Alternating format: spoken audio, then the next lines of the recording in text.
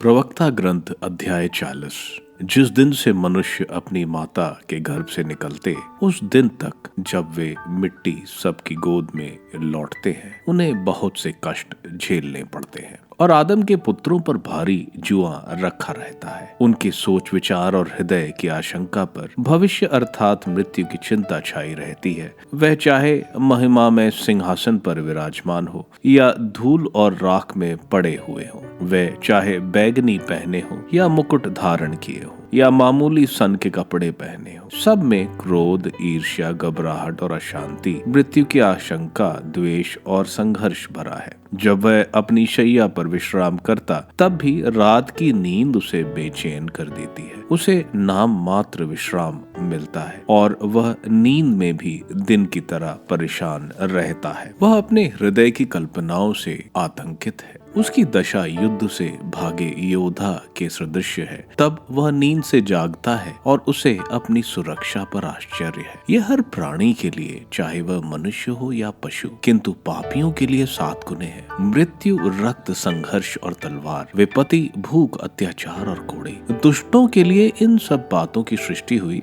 और उन्हीं के कारण जल प्रलय आया है। जो मिट्टी से निकलता है वह सब मिट्टी में मिल जाता है और जो पानी से निकलता वह समुद्र में मिल जाता है। अन्याय और न्याय की संपत्ति, हर घूस और अधर्म मिटाया जाएगा, किंतु ईमानदारी सदा बनी रहेगी। अधर्मियों की संपत्ति बरसाती नदी की तरह सूख जाएगी और बरसात में बिजली की कड़क की तरह लुप्त हो जाएगी। जो उद्धारता पूर्वक देता है वह आनंदित है, किंतु पापी सदा के लिए नष्ट हो जाएगा। दुष्टों की संतति नहीं पनपेगी, क्योंकि पापियों की जड़ें ऊंची चट्टान पर लगी हैं। वह उस पौधे के सदृश हैं जो नदी की धारा के पास उगता और सबसे पहले उखाड़ा जाता है। परोपकार एक हरी भरी वाटिका जैसा है और भिक्षादान सदा के लिए बना रहता है। ईश्वर पर श्रद्धा सर्वोत्तम है। आत्मनिर्भर व्यक्ति और श्रमिक का जीवन सुखद है, किंतु खजाने का पता लगाने वाला व्यक्ति अधिक सुखी होता है। संतति और नगर निर्माण से नाम बना रहता है, किंतु इन दोनों की अपेक्षा साध्वी पत्नी श्रेष्ठ है।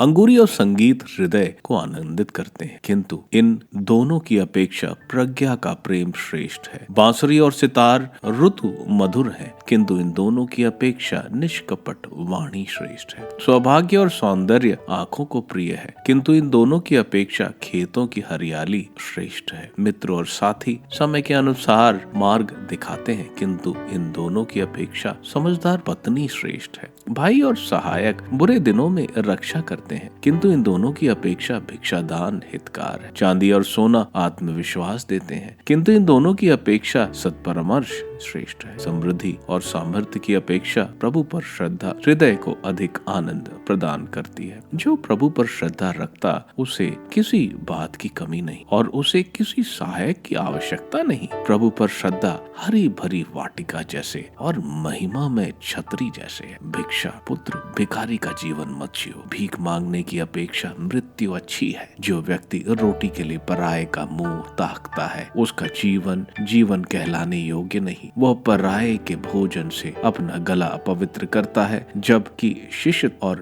भद्र मनुष्य उससे परहेज करता है। भीख मांगते समय निर्लज के मुंह से मीठी बोली होती है, किंतु उसके अंतर्मन में आग की ज्वाला है।